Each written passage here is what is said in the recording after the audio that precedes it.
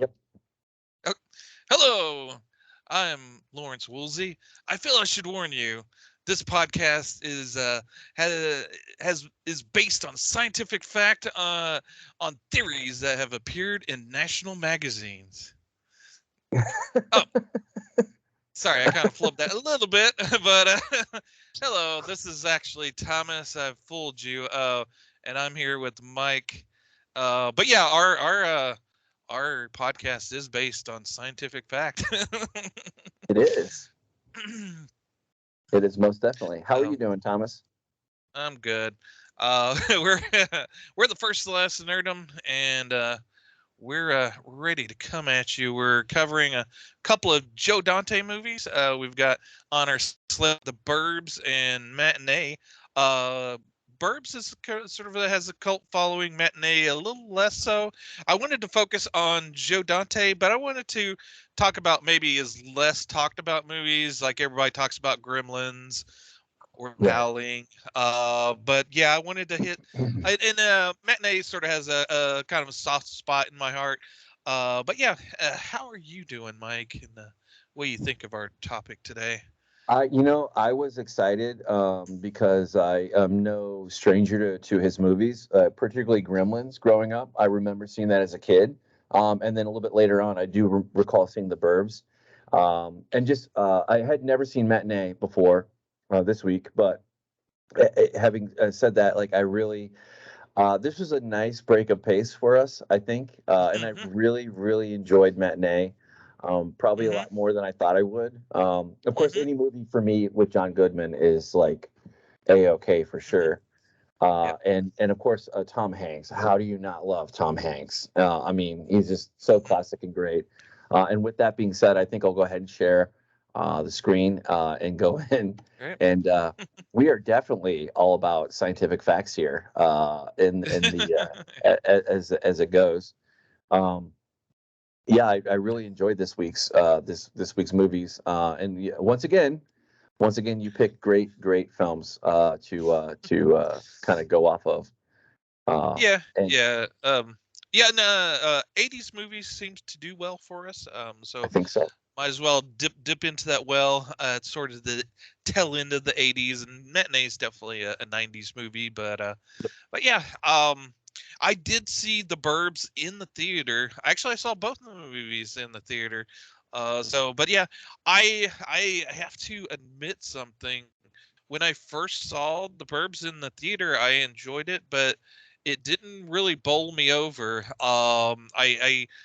I think I wanted to be something that it wasn't. I maybe wanted it to maybe be more horror or more Sure. comedy. I didn't understand at the time the how he was mixing it together, and I think the second time I saw it, I kind of felt the same way.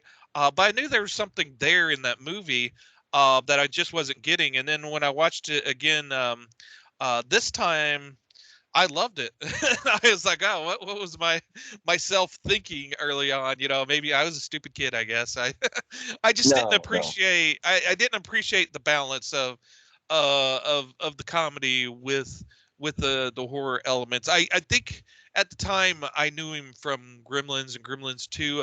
I guess I wanted, even though it does at times go over the top with this comedy, I guess I wanted it, to be full on all the way through. But that's not how that movie's structured, or the way it should be. It's sort of Right. a slow build and kind of explosion at the end, Yeah. literally and figuratively. Very much so. Yeah, yeah. And then kind of before we hop in the main show here, the first lesson Nerdom, we would love it if you could like, subscribe, and comment. We just did our first official live one last week. Went very well. We might bring that back here and there. We are. Yep. You will see our format here shift and change. We are experimenting now that we have a firm grasp on things. And Yeah. so we'll see how that goes as far as quality and whatnot. But for the most part, we're in it to win it, and we hope that you join us for all of our wonderful back catalog. We cover anything related to comic books, sci-fi, horror, pretty much pop culture things. I would say we've kind of pivoted around, definitely in Yep. our grab bag, and we have a lot this week to cover for sure. But with that being said, to jump into the content here, we're Yeah, covering and Joe. even myself is kind of schizophrenic. I got the Batman and I have Planet of the Apes posters. So yeah, I'm covering it to Well, comics to yeah, one of sci-fi these movies to everything. shoot, one of these days I'll get a little bit more hip and with it with the background and all. Maybe one day I can unblur the background and there'll be something there to look at. But for now, Yeah, you we'll have to just go with. remove all the torture devices and the Yeah, yeah, and the bodies, and it's a whole big production. more like more along the lines of bodies, but like more along the lines of like trying to get my house in order and get find a home for everything, but as it were. But and I just have endless yard work. But anyway, nobody cares about that. The people care about the Burbs. And Speaking of yard work, yeah, the Burbs. yeah. Well, that's exactly why I mentioned that, because like this is Uh-huh. kind of like this is just it's very interesting to watch this as a homeowner, and to see Mhm. this movie kind of going back this week. But I agree with you, because when I saw this, I can't recall my of course I was very young when I saw this. And I didn't see it in the theater, but I did see it with my mom, with my dad. And when we watched it, I remember thinking it was more of a comedy kind of thing. Uh-huh. And I lost a lot of the details therein, but like when I revisited it this week, I got another appreciation from it. This is those things like you should periodically rewatch the favorite films, I mean not so favorite films, here and there. And like I love getting to know this one a little bit more. And I did appreciate this from a lot of different angles this time around. Hmm. Hmm. But I mean, Tom Hanks is Tom Hanks never phones in a performance. Yeah. I can't think of like one bad film that he's ever done that I didn't like Yep. or enjoy Right. some kind of way. Um, Yep. but with that being So, said, do you want to lean into this one first? I assume, yeah, I think since you've so. already Yeah. kind Yeah. of in that Let's. Yeah. in the lane driving that way. Right. Yeah. And I did get the special edition Blu-ray of it, so I've got some scientific facts about the movie. But yeah, yeah, so this was filmed in 1988. And this was filmed, and then basically the basic storyline is Tom Hanks is Art, I believe his name is in Yep. the movie, and he's on vacation, and he's it's a staycation, although that's not the phrase that was used back then. Nope. Where he's just going to stay at home and just kind of bum around and just enjoy just being lazy, and he becomes obsessed with his new neighbors next door that seem to be a little creepy, a little to themselves, and him and his other neighbors get a little too involved with what's going on next door. And Yes, they yeah, and do. this came out in 1989, filmed in 88, and this was during the writer's strike when they originally filmed it. So they they couldn't have any rewrites on the script, but they did do a lot of ad libbing, and that the actor there, Rich Ducommun, he was actually a comedian, so he was able to ad lib a lot of his lines to kind of, I guess, punch it up a little bit, and to get around it a little bit, Joe Dante actually hired the screenwriter as an actor, so so he could be on the set. And Joe Dante, in one of his interviews, said that a lot of times when the script's written, a lot of times the studio kind of shuts the writer off to the side, and they never get to visit the set or have any words in edgewise as far as the script. And Mhm. Joe says he always loves to have the writer there so that he could consult him. And since he couldn't officially have him on the set as a writer, he had him on as an actor, and then they could ad lib and kind of Interesting. consult that way. So yeah, that was Smart. had his thinking cap on there. And also this was um Tom Hanks had just filmed Big, and it only came out during while they were filming the movie Burbs. So the Tom Hanks hadn't blown up yet, and but he still was a kind of a big name, regardless. So everybody was happy to have him on the set, except for maybe his co-actor, the his buddy neighbor, with Ray. Uh, Mhm. they in person didn't really get along, and there was some tension. And there's some scenes where they fight, and Joe Dante says that kind of added to the energy of those fights I because bet. they were sort of contentious off the set, or off screen as well. So that was a I little bet. interesting. That is interesting. That well, I read a little bit, some background, some of the very interesting kind of movie set things. I didn't know that about the writer's strike, but that's really genius of Joe Dante to do that. I was uh, going to say about the Burbs, like one of the things that I learned was that um, will commonly reuse sets quite a bit.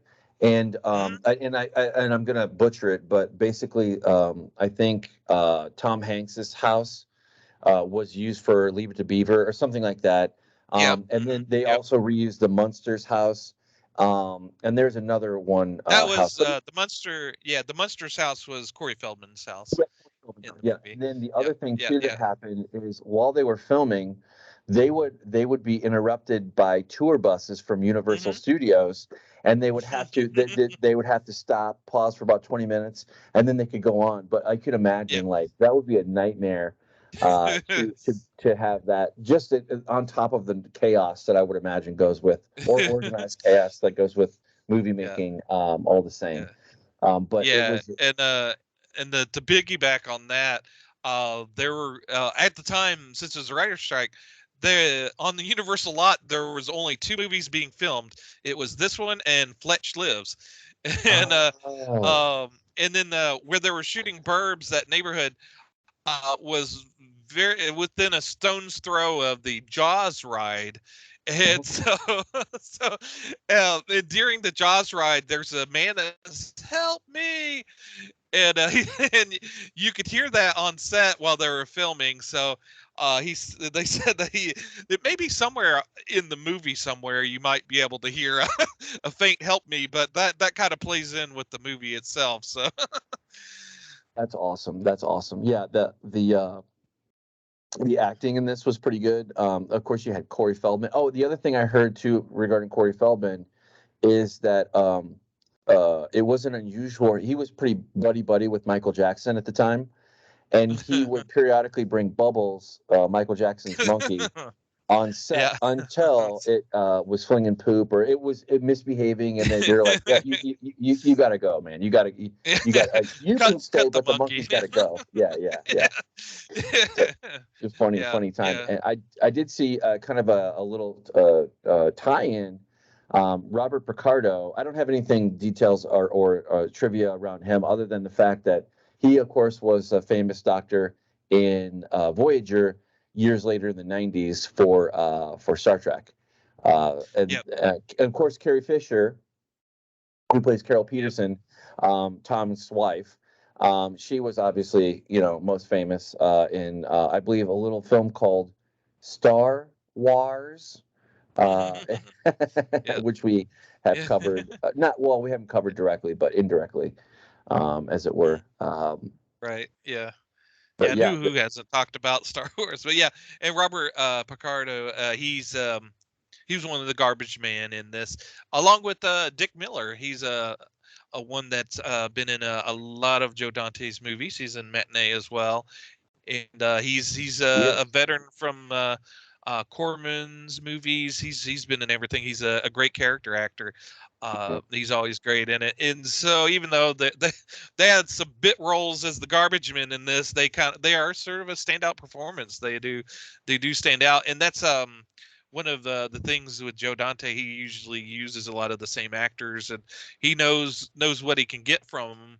So even if it's kind of a small role, in fact, there was the dream sequence in the Burbs was much longer, and there was a part where his boss comes in while filming it, or while he's having the nightmare, and he says, "Come to my office." And he got one of his regulars, Kevin McCarthy. He just called him up. It's like, "Hey, can you come down and be Tom Hanks' boss in this movie for a day?" And he's like, "Okay." And then he had a few different ties. He goes, "Which tie do you want me to wear?" It's like, "Oh wow, he's very much prepared." And then a funny thing about Carrie Fisher is that they had her wear a wig in this, but her hair was almost exactly the same as the wig.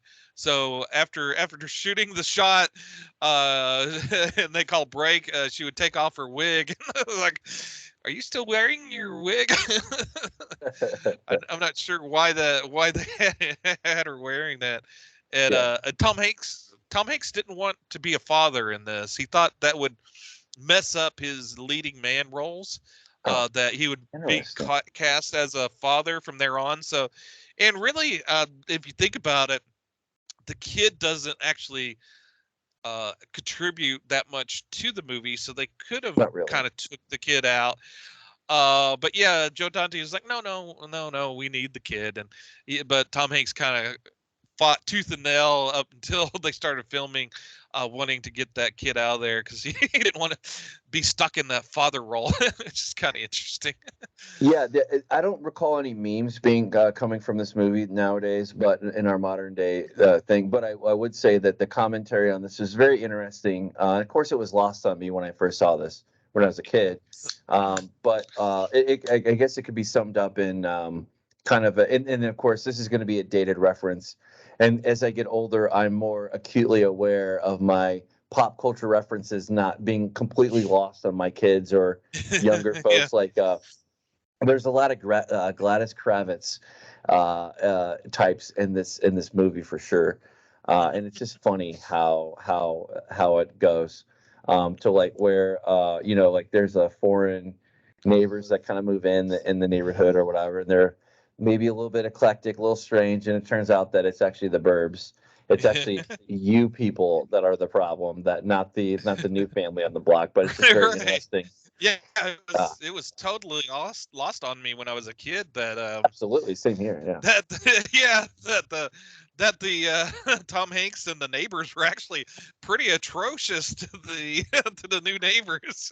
Just straight up horrible people like that. Yeah. That's just and kind of from my most recent, from my current life in real life, buying this house and like kind of getting to know my neighbors. Like I'm a very friendly type.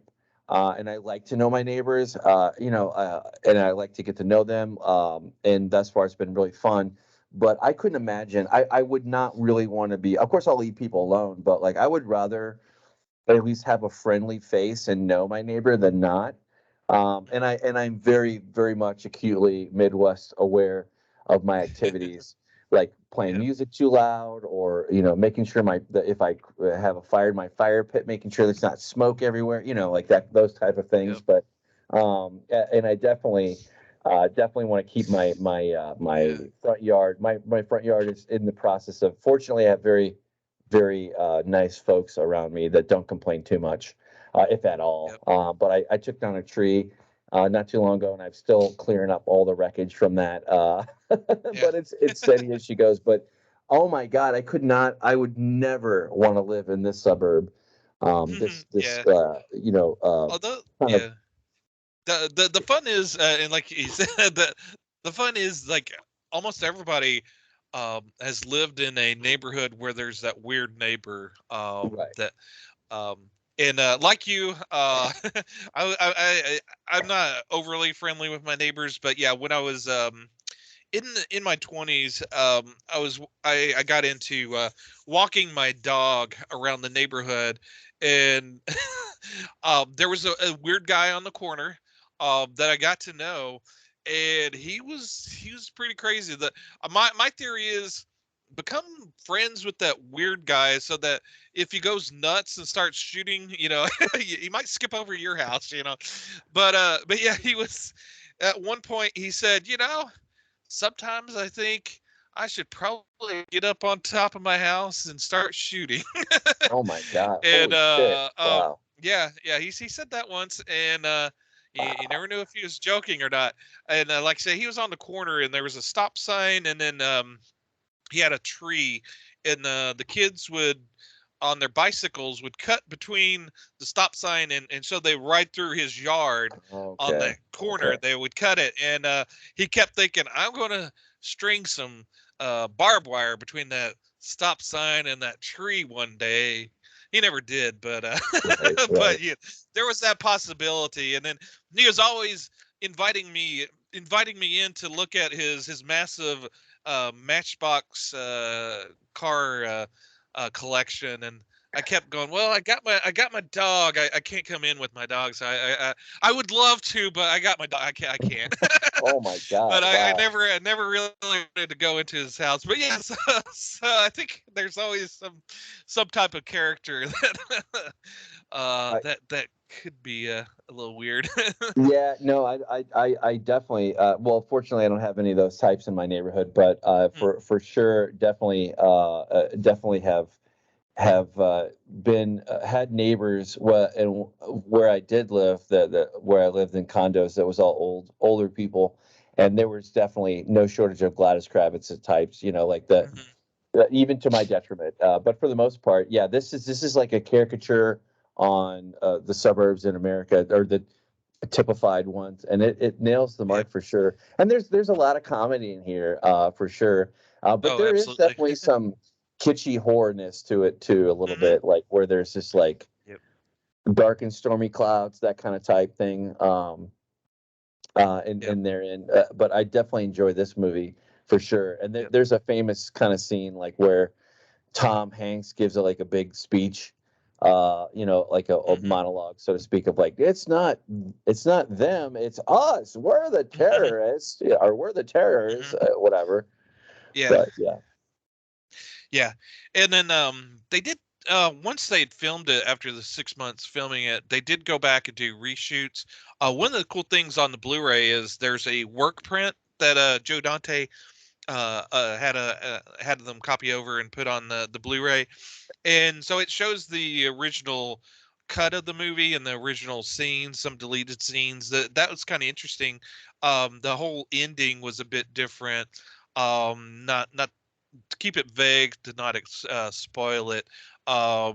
Instead of the whole big thing with the ambulance crashing and whatnot, they just open up the neighbors, and Carrie Fisher, the wife, opens up the ambulance and sees whatever going on in action. So they interrupt it that way. So it's not as not as dramatic and film worthy as the actual ending is.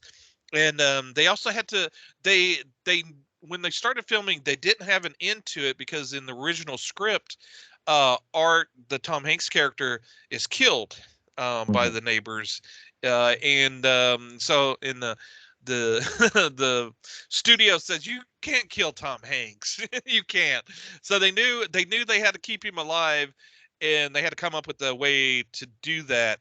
But they didn't until till the end, when they could actually do the rewrites and everything. So but yeah, so they had to come up with a way to keep him alive. They were never going to reveal what the neighbors were actually up to. Mhm. They were just it was just going to be lights and all sorts of stuff, and then he was going to get killed at the end. So, but now that he is going to live, they had to come up with a way that they had to explain what was actually going on in the house.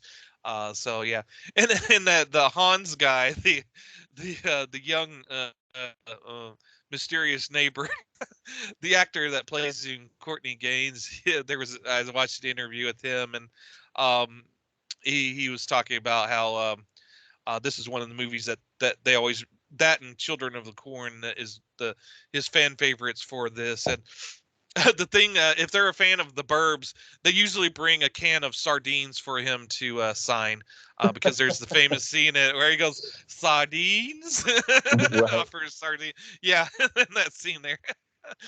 That's funny.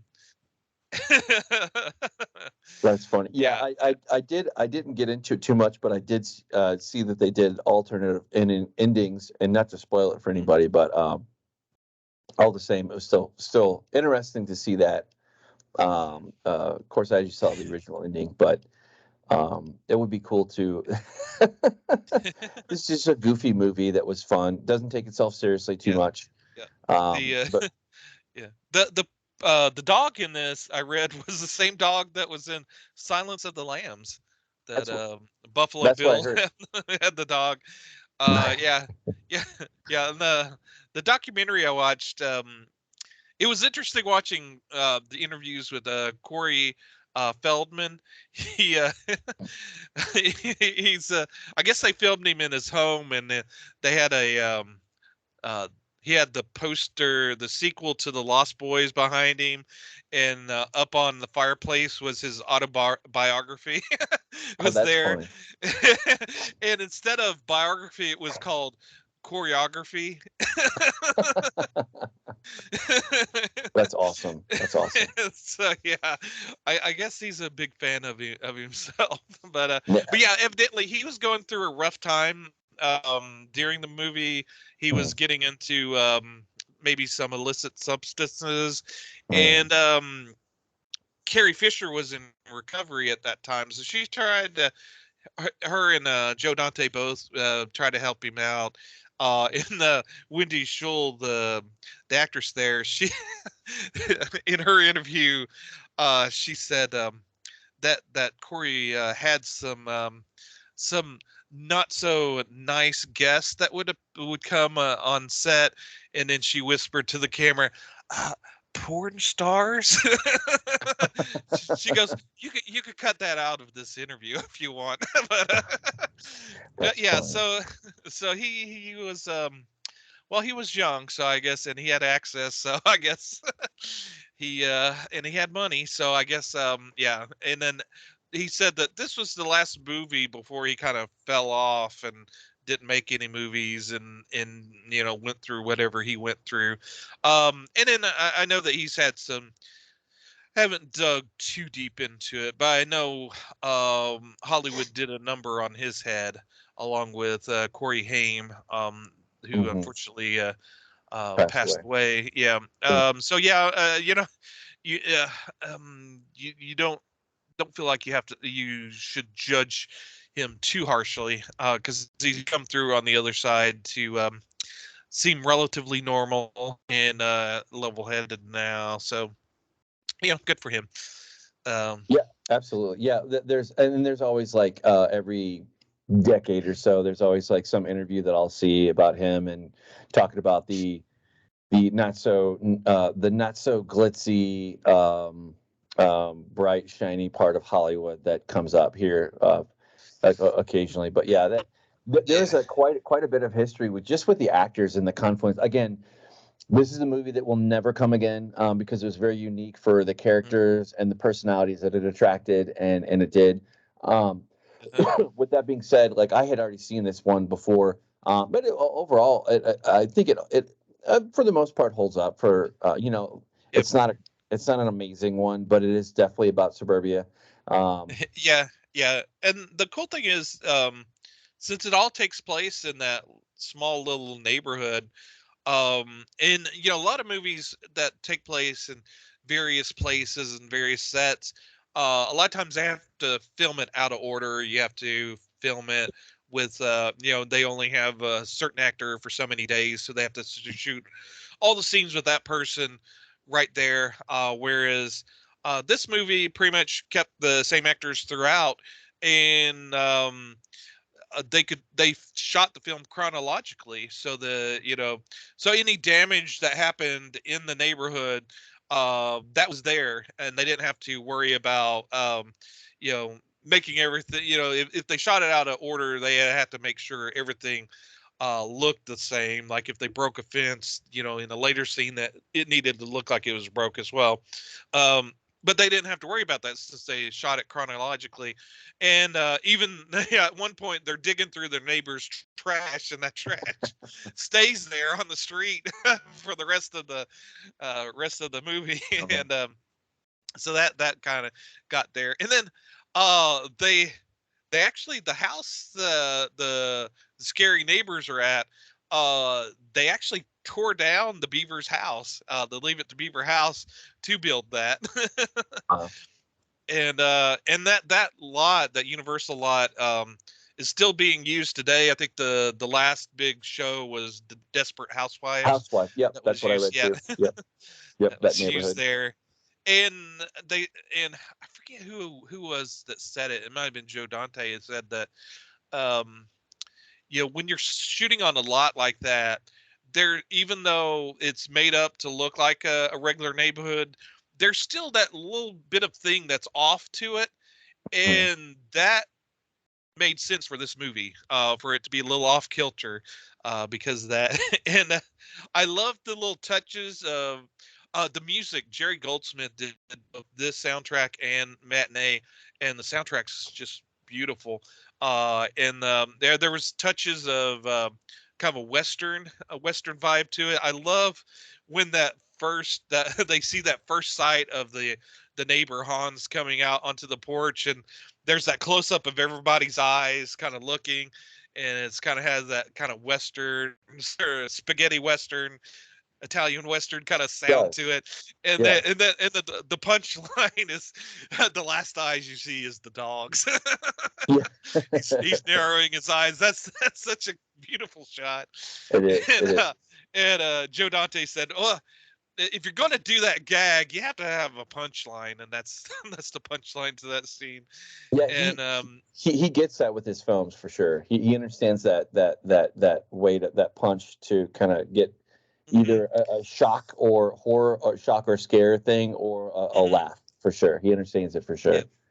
yeah, he knows what to amp it up and then to when to dial it back down. Like when Ray is climbing up the light pole and gets blasted off of it and falls through the shed, and they do a above shot, and there's the outline pattern of his body like a cartoon falling through the roof.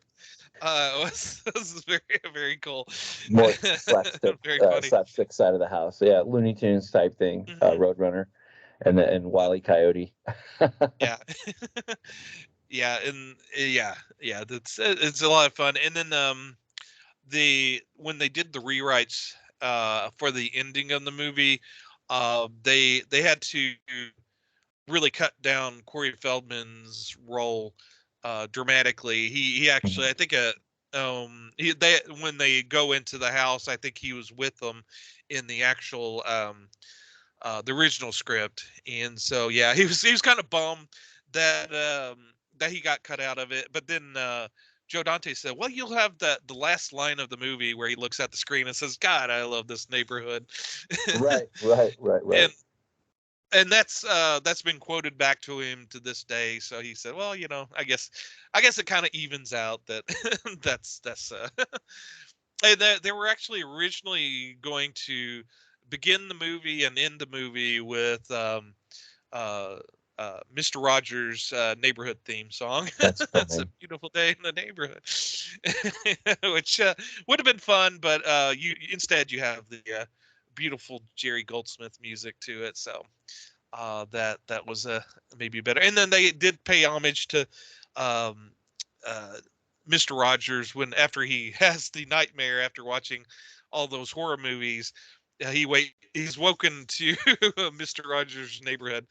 And one of the things that always bugged me when I would see a movie like this is when he's flipping through all these classic horror movies, like he clips through The Exorcist, The Texas Chainsaw Massacre, Mhm. and I forget what else. But I'm like, where is he at? What channels does he have? Because those, I didn't have that selection at home if I was Yeah, flipping through channels.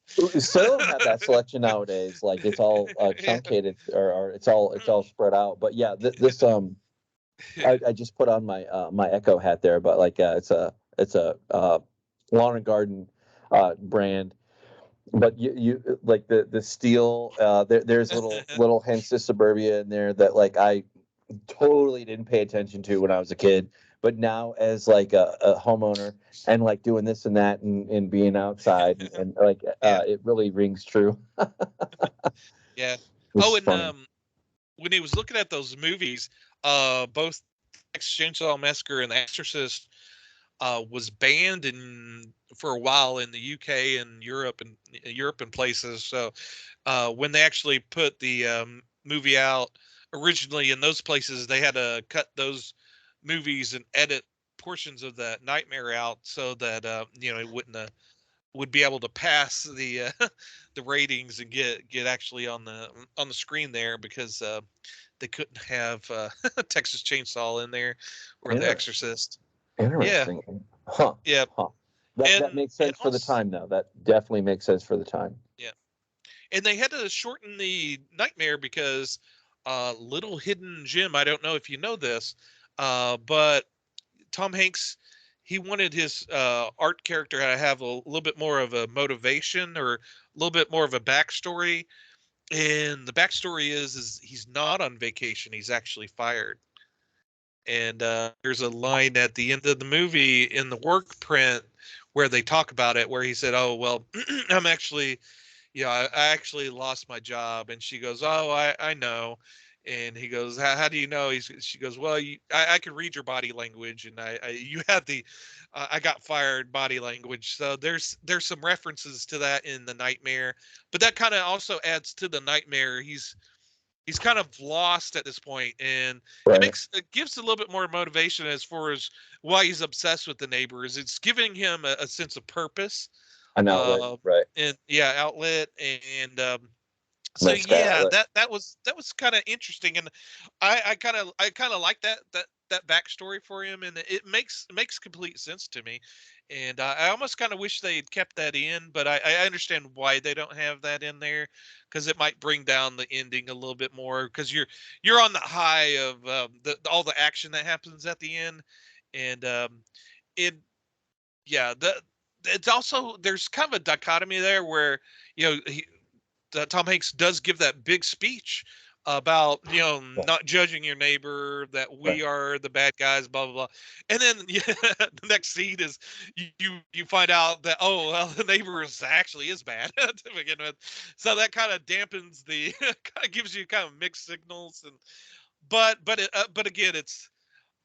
you kind of forgive it because it's a fun movie, and Right. it's not it's neither way are they being heavy-handed with it. It just gives you a little extra thing to think about, when you're leaving the theater or turning off the movie. But yeah, it's like, okay, yeah, well, yeah, maybe I won't be as bad as Tom Hanks and his neighbors and like break into guys guy's house because you're Right. either concerned that he's missing and maybe abducted by the other neighbor, or Yeah. what's the neighbor Maybe. up to? Yeah. Maybe also don't commit arson and several other federal or felony crimes for sure for your neighbors in your neighborhood, no matter what's going on, for sure.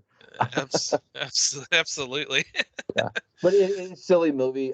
With that being said, I really enjoyed this kind of. It was a fun walk down memory lane for me, and it was enhanced by all the factoids that I learned along the side. Mhm. Yeah, That absolutely. we both highlighted in our coverage going in. But highly recommend. Anything else to Yep. cover before we button it up and move on to the matinee? Oh, one last thing I thought about is that Joe Dante said that when color movies came into prominence, uh, you know, there's a reason for having color in your movie. He said, a lot of movies nowadays could be black and white because they don't use color to the extent that they could. Whereas this movie is very much uses color very dramatically. Like the beginning of the movie is very bright, very colorful, Hmm. very beautiful, and kind of and it's kind of a little bit slower pace, kind of funny. Has the funny slapstick moments, but it kind of gently brings you into the neighborhood and introduces you to all the characters and players involved. And then the Okay. movie kind of slowly, and it is shot kind of straight on.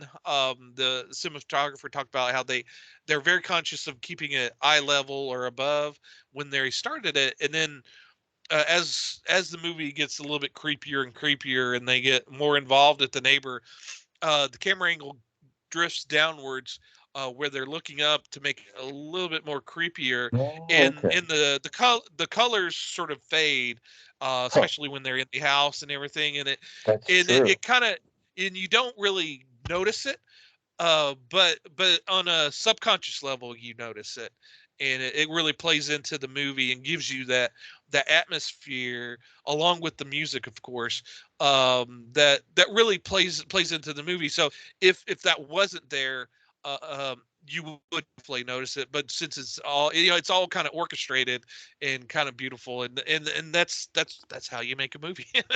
That's awesome. That's awesome. Yeah, well, he definitely knows what the hell he's doing for sure. Yep. For sure. Yeah, a great movie. Joe Dante is a great filmmaker for sure. Hmm. Yep. And just underscored like more interesting things that I need to go back and look at. Hmm. Like of course Gremlins and whatnot, but there's some other ones that I on his list of creation that he made that like I had not seen before.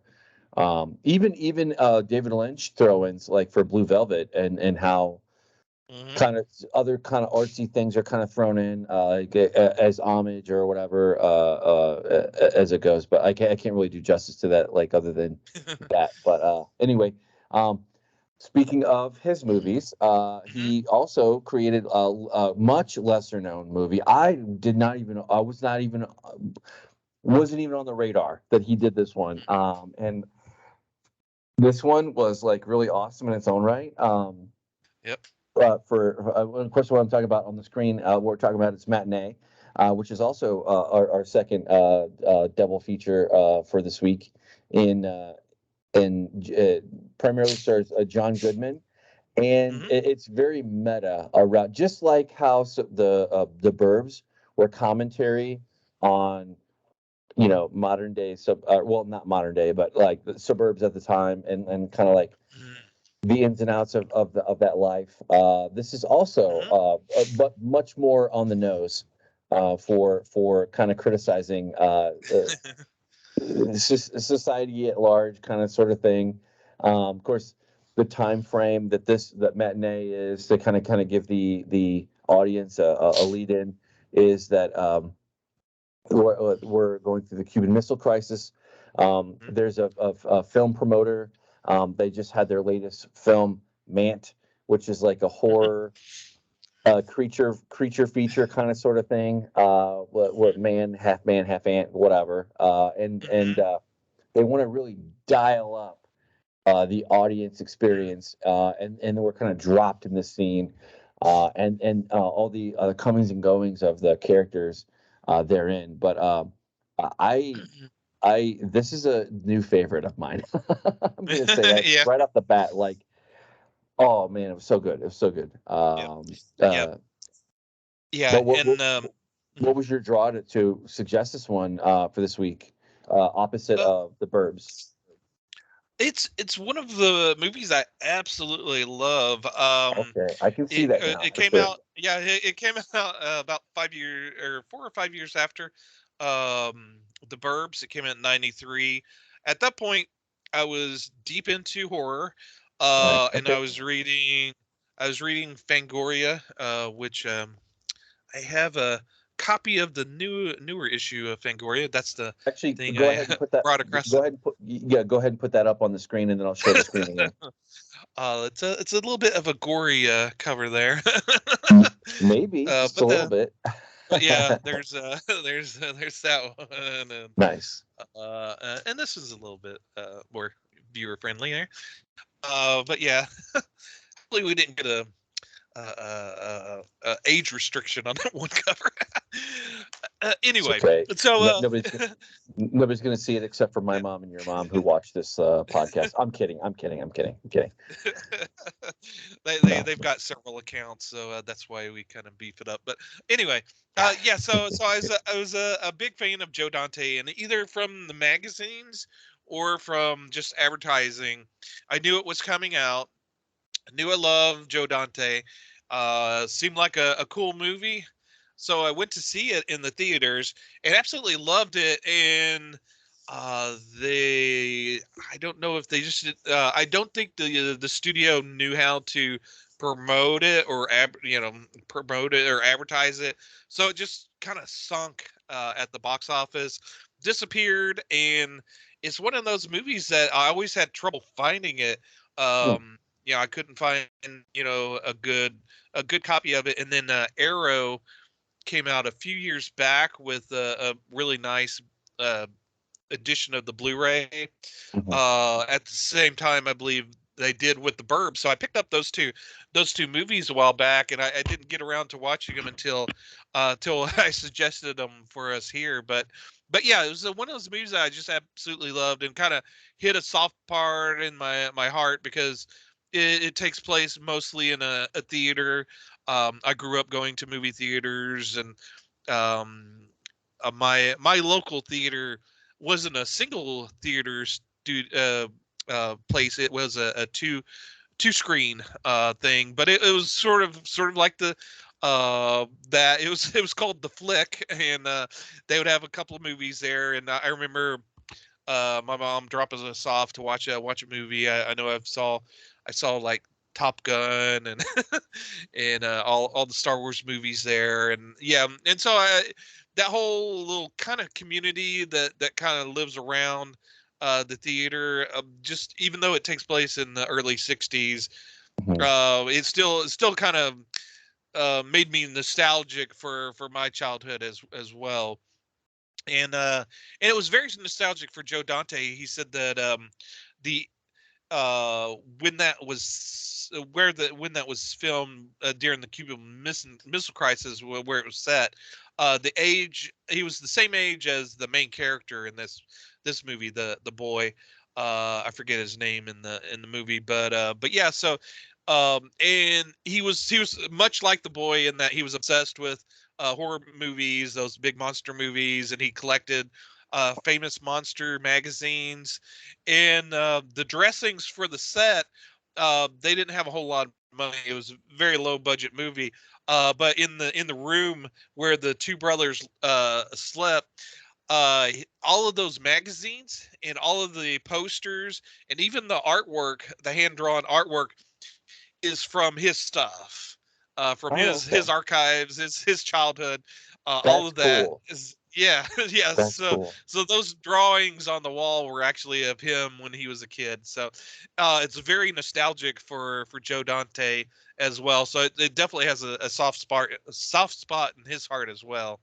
Um, and the original script, I believe it was a little bit more fantasy. Like I think the projectionist was a vampire, and Okay. the lady tearing the tickets was a zombie, and it was supposed to be about the kids as adults kind of reflecting back, getting together to meet up and discussing their crazy adventures when they were young kids. And no one really wanted to make that kind of movie. Hmm. So they did some rewrites, and I think one of the screenwriter, or the guy who got credit for the screenplay, it was his reworking of the script that got filmed. And it kind of they had trouble getting that one filmed as well, but they got interest overseas. Foreign financiers said that they would fund the movie, and they were going to film it through Universal, but the foreign distributors kept going, well, we don't have any money. Can Universal front us the money and we'll pay them back? And they kept doing it and doing it until they were like, um, yeah, we don't have money. And so at that point they were kind of stuck. And so the Joe Dante and his producers went to Universal and was like, so you're already sunk all this money into the movie. Right. Hey, how about if you take it on and actually film it and complete the movie? And the film guy, the head of the studio, was like, they kind of thought about it, and he goes, well, we're thinking with our heart instead of our head, and we're going to go ahead and do the movie. So they when they finished the movie and showed the rough cut to the studio, they were like, what the hell are we going to do with this movie? How do we promote this movie? So yeah, it was it was that little movie that actually got made when everything was kind of against it. So yeah, it's kind of special in that aspect too. That even today this kind of movie wouldn't have got made, and even back Right. then it wouldn't have got made either. It just kind of slid in and it got made, and it's one of those movies that I just absolutely love. There's not like a overarching bad guy to the Right. movie. There is a bad a bad character in it, but it's really about the joy of being a kid, and it's kind of a unique time when during the Cuban Missile Crisis where a lot of people didn't know if they were going to make it through the weekend. They could all die, and there's that one scene where they were having the bomb drills where they went out in the hallway and covered their head, kind of duck and cover, kind of Hmm. deal. And it actually triggered a memory to me when I was in grade school of doing the very same thing. But we were doing tornado drills. We were where I lived in Arkansas, we were in that tornado belt, so Hmm. we always had those tornado drills. So yeah, yeah, I often wondered while I was ducking, covering, how is this going to protect me from a tornado? Right. I guess they had the same thoughts about atomic bomb. How is this going to help us? Right on. Yeah, no, I do. I was too young to do duck and cover drills, as it were, uh, for nuclear Armageddon, so to speak. That right, was definitely more of my dad's generation for sure, and a couple half generations therein. But I do remember the tornado drills and whatnot. Of course, nowadays they have different ones for that, as it were. right. I was trying to scrub here to find the right show, like where they. Yep, there it goes. Yeah, because this is one of the scenes in the movie, like where Hmm. people aren't quite sure and are terrified therein, and we follow our main cast of characters from school to the theater and therein back and forth and whatnot. But yeah, I gotta say, like this one is a favorite. Like Yeah, it's like I wasn't quite sure what to think, and then like I started watching it, and I fell into it really easy. And of yep, course, it has the meta commentary, or it's very meta on the face of it for sci-fi in the 1950s and that 60s kind of creature feature type films and yep. whatnot. And the whole movie is a character into itself, really, for the commentary that it has, like light Mhm. commentary. But it Yep, was very easy to follow along with, and a very good movie. Like yeah, this was, and I love John Goodman. yeah. Yeah, and the guy that his character's based off of is William Castle, who was big on the big monster movies back in the Mhm. day. He did um, House on Haunted Hill. He did the Tingler where they installed the devices under the seat, so whenever the monster came out, it tingled the seat and made people Right. jump up. So yeah, the whole all those tricks and whatnot are within Lawrence's Woolsey's arsenal in this movie with his movie. And yeah, in the interview with Joe Dante on this Blu-ray, he actually had the original manual for the Tingler and how to set up the the seats for it, and it was a Okay. thick manual with all the electric work, and you really had to know your stuff to actually rig all this. He goes, it's amazing. They they got the distributors, the film, theater chains to actually rig all this stuff up for Right. those things. But yeah, they when they approached John Goodman about it, they said, "Oh well, it'll be a character somewhat like William Castle, and we can send you some of his trailers because much like Woolsey in the trailers for his movies in this movie, where Mhm. he's very prominent, like Alfred Hitchcock. So was William Castle. He actually would talk to the audience and say, "Oh, this That's is funny. my scary new movie." And John Goodman already knew William Castle. He goes, "Oh, you don't have to do that. I know exactly what you're going for That's here, awesome. and yeah, I'll dial it in." But yeah, so yeah, it's very much a love letter to those type of movies and It the is. whole theater experience. I love the parody of those old wacky Disney movies where some inanimate object like a car or whatever is possessed Oh, right, by a right. spirit. There's the shopping cart, the I forget the name of the movie, Shopping Cart Spree or something like Mm. that. And this movie where the kids are bored out of their minds watching it. Right. And that was a very young Naomi Watts in that scene. It's Oh, her okay. first U.S. debut Hmm. in that particular scene. So she was not known at the time. No kidding. No kidding. That's crazy. Yeah. Yep. Well. Yep. Well. Yeah. That's funny. Well, yeah, I remember that too, like Herbie and all, Slug, Mhm. whatever, and whatever. Yeah, there's like quite a bit of those growing up. Yeah, this was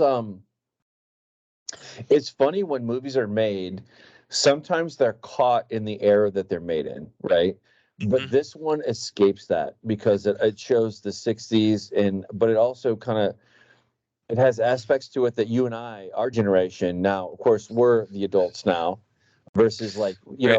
and you got to remember in the 80s, even the 90s, early 90s, the Mhm. 60s weren't that far away. They were 20 No. years, Yeah.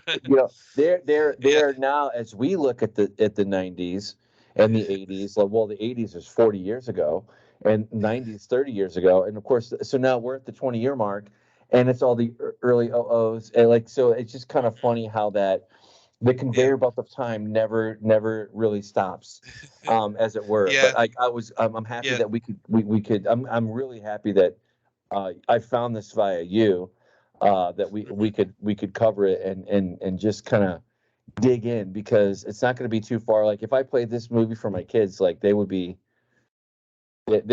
probably not enjoy it as much as I do. But hopefully our audience out there, if you're still listening and watching, which of course Yep. you are. Um, Mhm. you will put this will instantly become you'll love it, for sure, Yep. like Yeah. and I'm surprised it hasn't gotten more play as it is. I don't quite know what the scenario was like or what the box office looked like for it, but Yeah. I would say that in some aspects it holds its own better than the Burbs in some aspects, but that's just Yep. like a feel type Yeah. opinion, that you can't Yeah. really categorically, say, oh, this one was better than that one, Yeah. like whatever. Like, of course, we don't really do ratings here, but Yep. it's more about Yeah. the feel of it. But this is a classic, Right. Yep. one that Yeah. of course, we have to get to cover for sure.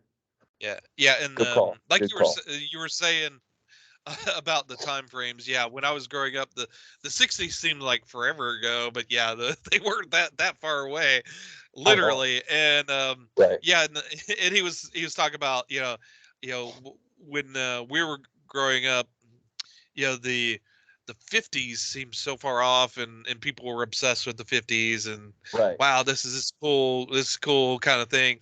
Whereas yeah, now this generation is coming up now, they're obsessed with the 80s much like we were obsessed with the Yep. 50s.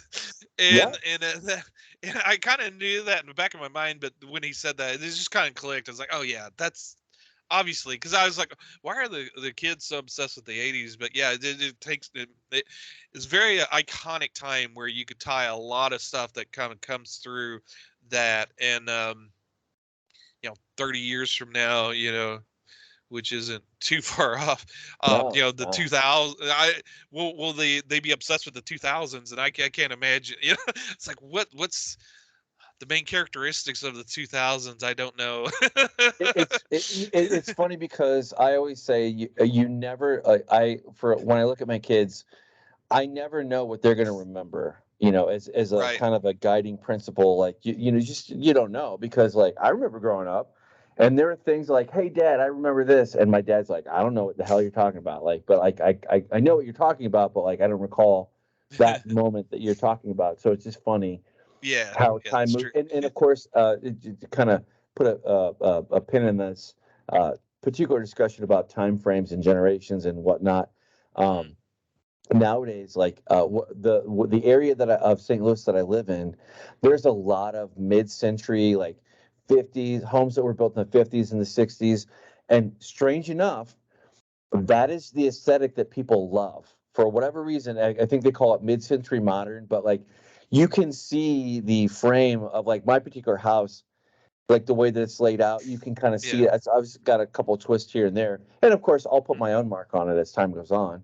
But yeah. there is that madman. And of course, I'm calling into mind a TV show that was set in the '60s, Hmm. or the very end of the '50s, going into the '60s, and like you follow that, you follow the story arc of that, but like there's a lot of things that call back to that time Hmm. frame that are just that just captured the one of the things that I think of is like Time, Time Yeah. magazine, like that kind of thing, and like these they don't, of course, they never really, I don't think our generation really had that B movie kind of experience where you go to the theater and you see something that was never intended for the wider masses, like the Corman type movies and whatnot.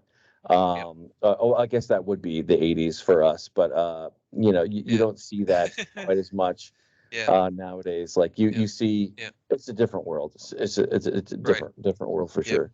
And then one of the things that's one of the things he pointed out is like the movies that have resonance, you never know what's gonna latch onto the audience. Like he was talking about how the Burbs has this big cult following. There's Burb parties where people get together and Yep. watch the movie together and quote lines together. Mhm.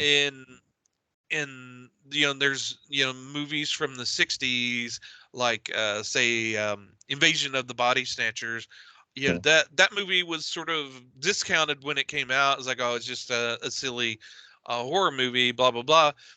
But people find they keep going back to that movie and Mhm. pulling things out, and social commentary of that time. Is it about communism, blah blah blah.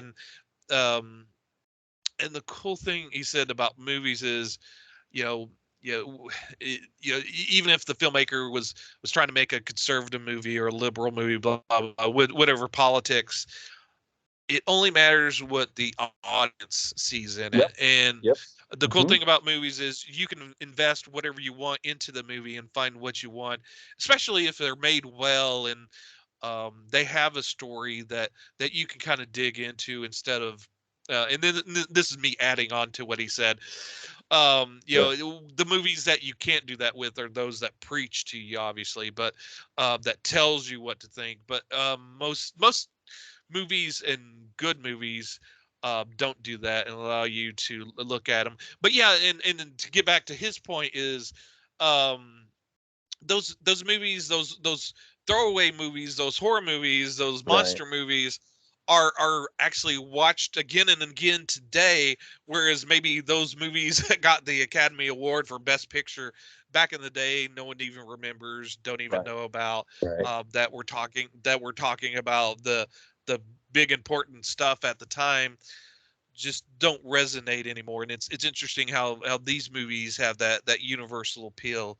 And another thing that his there's a movie within the movie. There's the movie Mant, Right. half man, half ant, Right. and they his edict for the special effects on it. Because when I was watching it, I was like, man, that's a really good kind of mask for his. The mandibles were moving, and it looked really good.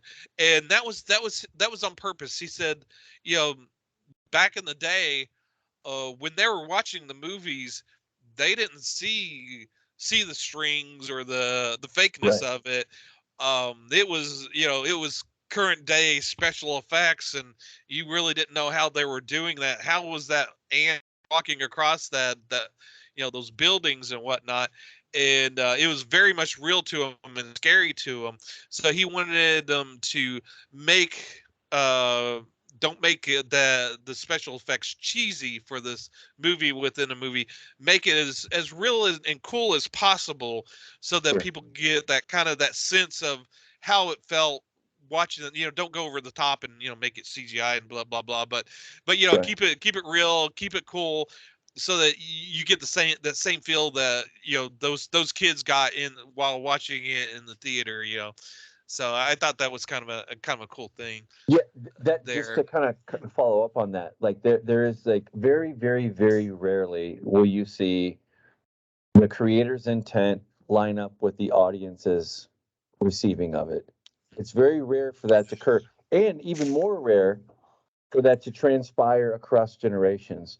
Whereas nowadays we have this big whole thing, and this is a good jumping off point as we kind of are wrapping up here to our other observations, to where at the end of the day, it doesn't matter what the creator, it certainly matters to a certain point to the buff or to the nerd or to kind of you flip it over and read the notes on the back of the thing or whatever, but or go in and watch the commentary or whatnot. But at the end of the day, it's the audience that gets to decide ultimately, will this stay in the consciousness of pop culture or whatever?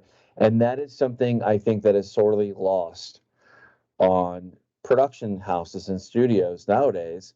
And we kind of had a little powwow here before our thing, and I won't get into that. But you see the fleecing of creators and the audience even, and when Hmm. it gets down to the bone, to like where the audience is just treated as a dollar sign, boy, you definitely get that. And this kind of echoes into, I can't think of the name of the famous. It was Martin Scorsese, who basically said that basically his opinion was that you know and I'm not gonna give them airtime, but there's a certain production studio that is guilty of this, to like where you have all these films and it just it ruins the genre. And I when I first heard that, this was like back quite a few years ago. I was like, I didn't quite understand what I was like. Okay, well, I guess that means something.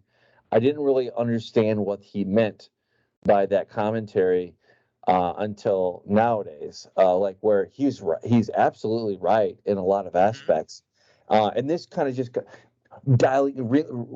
reeling it back into center here for Matinee.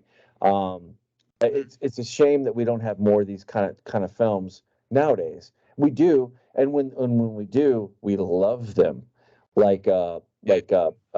Top Gun, Maverick, whatever, the Top Gun 2, whatever, basically, like where you have those things, and like those kind of movies will always be good and popular across time, more so than like the Academy. No, I'm not saying that there's not a place for that, like for Hmm. the pat on the back that the industry gives itself, because we certainly need that too. But like, boy, oh boy, you want to talk about being lost in the sauce? Like these two movies Hmm. never got lost in the sauce at all. And if anything, it makes me sad that Matinee isn't more of a phenomenon. But who Yep. knows where things will? You just don't know where things will catch fire and become a new cult hit. Like it's certainly true. Hmm. We're of course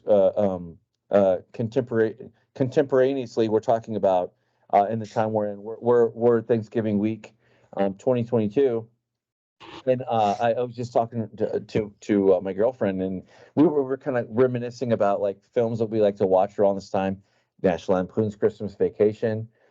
You have all these kind of favorite movies that you like to card out every year as a tradition, and I could easily see Matinee becoming one that I will return to. I have not returned to The Burbs, but it didn't really capture my Hmm. attention like that. I just remember always liking it as a kid and being like, oh yeah, I like that one. But Matinee, especially with my age and where we're at, I will definitely be returning to quite a bit as time goes on. But which leaves it to our audience. Please go see it if you've seen it. Tell us what you think. Tell us what you think about Hmm. Matinee. about the Yep. Burbs, even about other Joe Dante movies for sure. Yep. Because he's got a body of work that is just impressive, Yep. and one that will be only loved more as time goes on. Of course. Yeah. Yeah. And I was also going to say they had a hard time finding the lead actor. They actually had to they actually found he was actually a British actor. They couldn't find an American actor that really kind of gelled with what they wanted. And Mhm. but yeah, and then his friend on the in the movie Omri Katz, he's also there was a TV show back in the 90s. You may remember it. It's called Erie, Indiana, Mm. and I think Joe Dante was a producer on that. He did direct a few of the episodes. That's why it kind of got my attention. But it's one of those cult shows that I absolutely love. And so yeah, if you want a little bit more of that nostalgic kind of vibe, that's another kind of has that same kind of humor to it. That's good to watch. And also, another thing we need to point out, uh, Joe Dante is a podcaster, much like ourselves. He has Oh, a okay. podcast called the movies that made me, and he does that with Josh Olin, who's also a screenwriter. And I was looking last week episode had Daniel Klaus on it, which is a wonderful cartoonist and comic book artist, kind of indie comic book artist that I absolutely love, and I'll definitely watch that one or listen to it. And it's I think it's an audio podcast, so I'll definitely listen to that. But yeah, definitely check that out to get more Joe Dante goodness. But yeah, just kind of scrolling through there, it looks like some great topics. I'm interested in each one of those. So yeah, I was trying to find another a podcast outlet other than Apple, but yeah, Right. all the Yeah. same, all the same, all Yeah. the same. Yeah. And Yeah. I'll of course include links to the more generic. Hopefully they have a website. I think they do, but that would be the preference that I would find. Okay, there we go. Well, kind of whatever. Well, you get the point. But Yeah. in any case, um, this kind of brings us up to the end of the show here, Yep. and of course, as we've been saying, please let us Yeah. know feedback, thumbs up or thumbs down. If you have recommendations, what's your favorite Joe Dante movie? And we might have to dip back into his back catalog for sure. Oh, absolutely. Uh, Yeah. I have absolutely no doubt that we will do that in time. But with that Mhm. being said, I've been Mike. Hey, Mike. God, I love this podcast. Awesome, awesome. I do too. I do too, for sure, for sure. Anything else to add for Joe Dante or our picks this week? No, like I said, we'll revisit some of his movies later on. I know we will, and yeah, just comment, like, and subscribe, and yeah, like you said, comment with your favorite Joe Dante movie, your Absolutely. thoughts on this one. Yeah, no, we love to hear from you out there. Yeah, and it's as a stretch goal, I would say, extend that out to Tom Hanks. What's your favorite Tom Hanks movie? Certainly some cross paths with our lineup, but another great actor, and or John Goodman's for that matter too. Go nuts, go wild. And with that being said, I think we're gonna button it up here for this week, and Hmm. join us for this week's edition of our grab bag. We have quite a Hmm. bit to plow through, and we'd Hmm. love to Yeah, go through that with you. yeah, we promise it for it to be extra spicy. Oh, yes. I saw some of the things that are coming down, and for sure, I have definite opinions on that for sure. Hmm. For sure. And with that, I've Definitely. been Mike, And I'm Thomas. and we'll see you later. Sardines.